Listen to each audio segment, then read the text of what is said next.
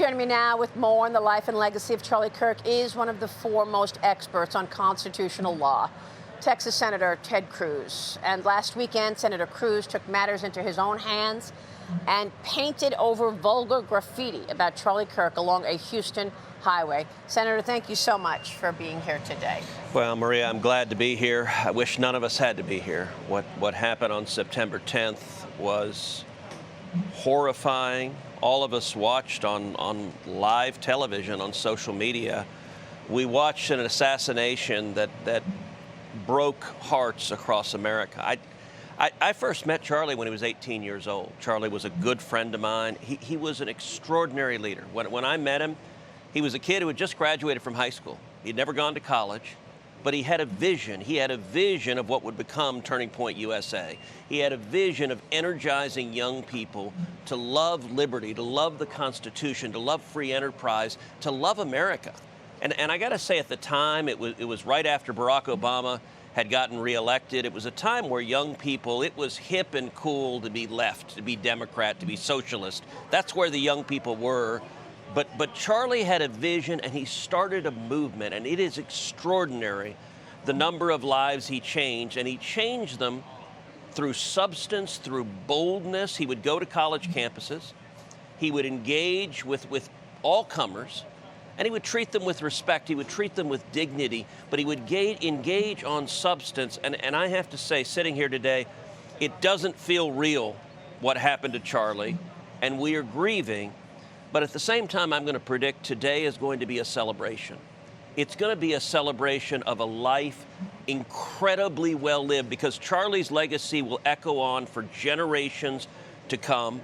You know, his wife, Erica, who is extraordinary, whom Charlie adored, she stepped in now as the CEO of Turning Point USA. I'm confident she's going to do an extraordinary job and carry on the mission. And I actually think Charlie's mission, if anything, will be magnified by what happened. More and more people, I think more people have listened to him in the last week than maybe listened to him his entire life. And the gospel today, the gospel of Jesus Christ, will be spread today to a bigger audience than just about any event in our lifetime. That's powerful. I mean, you look at what's happening here, just getting to set was incredible. The number of people who are here and coming to honor Charlie. And, you know, I really do think, and I said this last weekend, God wanted me to know Charlie better. In the last few months, I've been speaking to Charlie more. I went on his show, he came on my show, and I think his way of communicating and just ensuring that it doesn't get hostile and you're just having a talk and a conversation about the issues and a debate. God wanted me to know more about how Charlie did it. And I think, you know, he has been elevated to a historical figure. But Senator, I've got to tell you, just this week, you had more crazy talk from Democrats calling the Republicans fascists. And, you know, I mean, it's not stopping. When will it stop? What can you do as an elected official to take down the rhetoric, to be more like Charlie, so we all can come together in some way? It's ridiculous that your colleagues on the left won't stop. Look, there is so much anger and hate. Unfortunately, today's Democrat Party defines itself by anger and hatred of Donald Trump. And I will tell you, after Charlie was murdered, the number of leftists, whether Democrat politicians or left-wing activists or teachers or professors who celebrated, it was grotesque, the celebrations and the glorifications.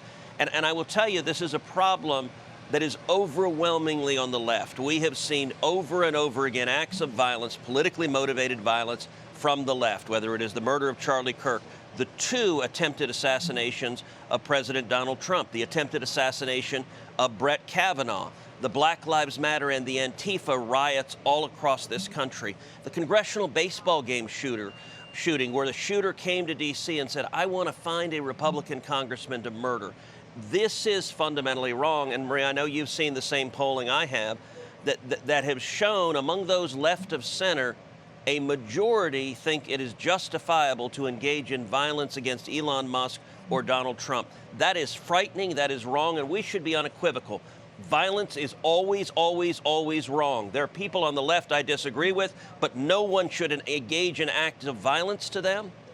And I'll tell you, just on Friday, I spoke at a memorial to Charlie in Houston. There was a Texas Youth Summit, and thousands of young people came out. And there were a lot of tears there. There was a lot of celebration. But my message to those young people was, if the other side is nasty, if they are hateful, do not respond in kind. Respond with love. Be like Charlie. That was my message. And I also said to the group, I said, you know what? Maybe there's another Charlie Kirk here. Maybe there's 2. Maybe there's 5. Maybe there's 10. Maybe there's 100. And it is my hope that Charlie, living his life the way he did, will inspire millions of others to do the same. What do you think we learned today at this memorial? It begins at 2 p.m. Eastern. We've got, leadership coming. Obviously, you're here. Some of your colleagues are speaking. You're not speaking, right? But President Trump, of course, is going to speak. What do you think we take away from this after today? Well, Charlie touched many people. Many people knew him well. He worked incredibly hard for President Trump's reelection. He helped energize and turn out young people. President Trump in 24 got an historic high-water mark among young people, and I think Charlie played an integral part of that. I think you're going to hear those stories. But I'll tell you something remarkable that we're going to hear. I think we are going to hear the gospel today. Charlie recently did an interview where he was asked, how do you want to be remembered? And he kind of stopped and said, you mean if I died? And they said, yeah.